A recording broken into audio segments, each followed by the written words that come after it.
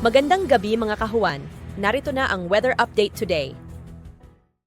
Narito ang weather update sa araw ng Biyernes, April 26, 2024.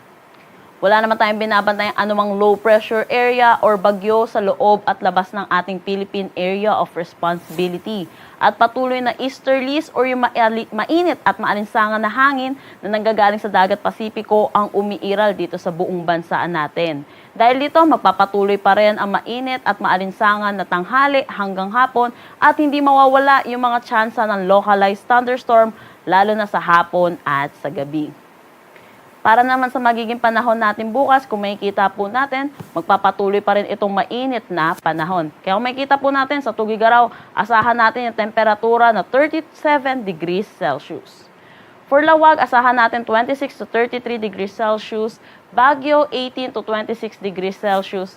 Dito naman sa Metro Manila, 27 to 36 degrees Celsius. For Tagaytay, asahan natin 24 to 32 degrees Celsius at Legazpi 27 to 33 degrees Celsius. Gayon din dito sa may Palawan, Visayas at Mindanao, patuloy pa rin itong maaliwalas, ngunit mainit at malinsangan na hapon at hindi mawawala ay mga tsansa ng localized thunderstorm, lalo na dito sa may southern portion ng Mindanao.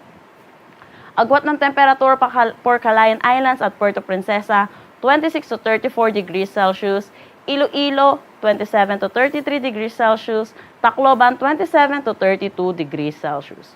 For Cebu, asahan natin ng 28 to 32 degrees Celsius, Zamboanga, 25 to 34 degrees Celsius, Cagayan de Oro, 24 to 32 degrees Celsius, at Davao, 27 to 33 degrees Celsius. Wala naman tayong nakataas na anumang gale warning sa anumang seaboards ng ating bansa. Ang sunset mamaya ay 6:12 p.m. at ang sunrise bukas ay 5:36 a.m.